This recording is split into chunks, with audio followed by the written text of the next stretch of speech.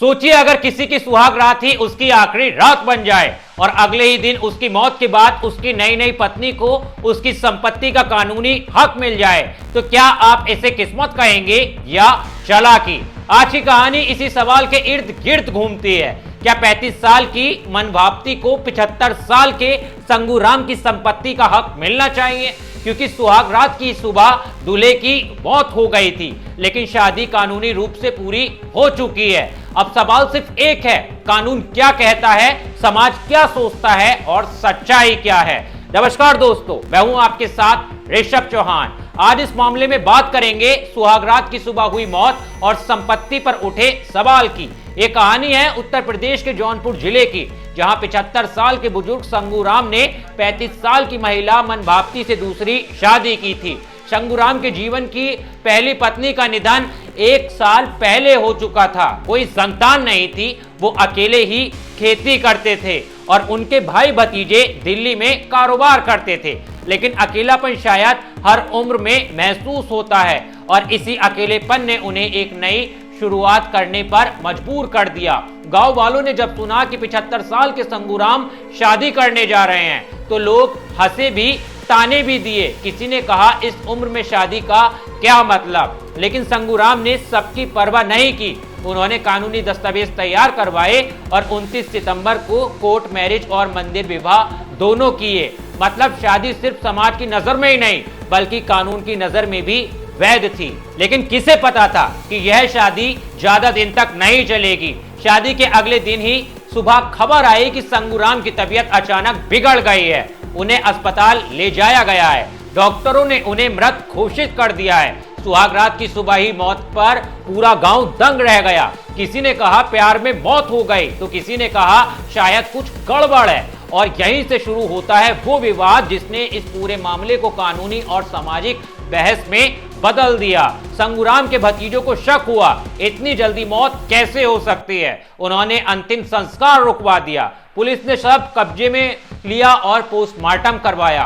पूरे गांव में चर्चा थी, कहीं ये लालच तो नहीं, क्या मनभावती ने शादी सिर्फ जमीन और पैसों के लिए की थी। 1 अक्टूबर को क्षेत्र अधिकारी कैराकात अजीत कुमार रजक ने मीडिया को बताया, पोस्टमार्टम रिपोर्ट में मौत का कारण दिमाग की नस फटना बताया गया। सीधी बात, न जहर, न साजिश, न हत्या, यह एक प्राकृतिक मौत थी। लेकिन समाज को सच्चाई से नहीं, कहानी से मतलब होता है। अब असली सवाल यही है, संगूराम की संपत्ति का अधिकार किसका होगा? उनके भतीजे कहते हैं कि हम सालों से इस जमीन के रखवाले हैं, जबकि मनभावती कहती हैं कि मैं उनकी पत्नी हूं, कानूनी हक मेरा है। अब देखिए, कानून के मुताबिक अगर कोई शादी कानूनी रूप से वैध है तो पत्नी को पति की चल अचल संपत्ति पर पूरा अधिकार होता है, चाहे पति की मौत शादी के 1 दिन बाद ही क्यों ना हो जाए। और इस केस में शादी कोर्ट मैरिज और मंदिर दोनों में हुई है, तो मनभावती कानूनी तौर पर पत्नी है और उन्हें संपत्ति का अधिकार है।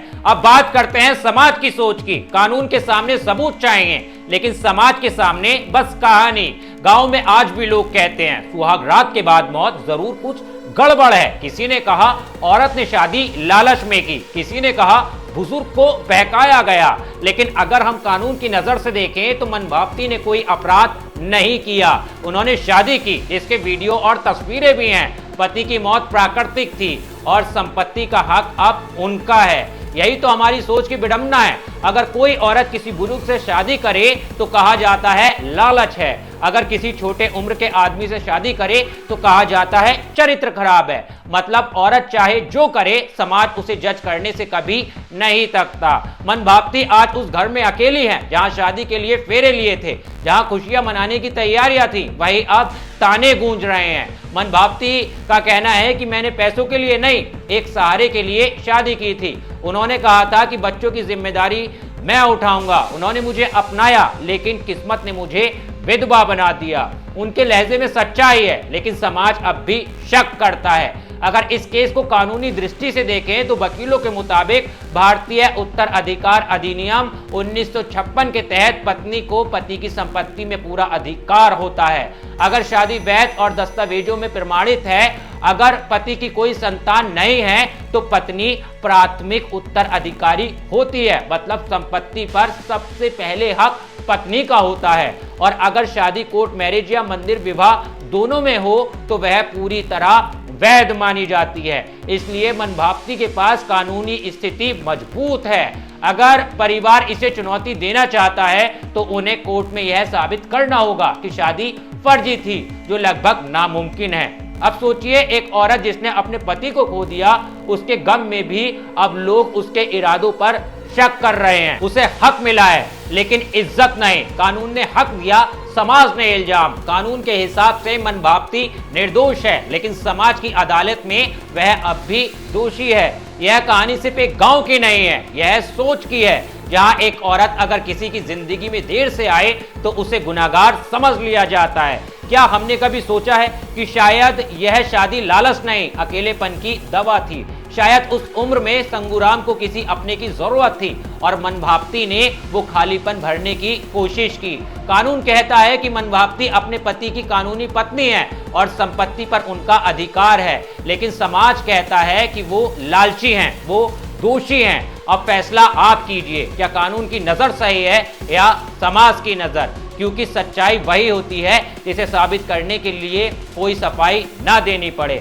अगर आपको ये रिपोर्ट सोचने पर मजबूर करती है तो वीडियो को ज्यादा से ज्यादा शेयर कीजिएगा और हाँ, मेरे चैनल को सब्सक्राइब करना मत भूलिएगा। मैं रोज आपके लिए इसी तरह की कहानी लेकर आता हूँ। मिलता हूँ आपसे एक नई वीडियो में। जय हिंद।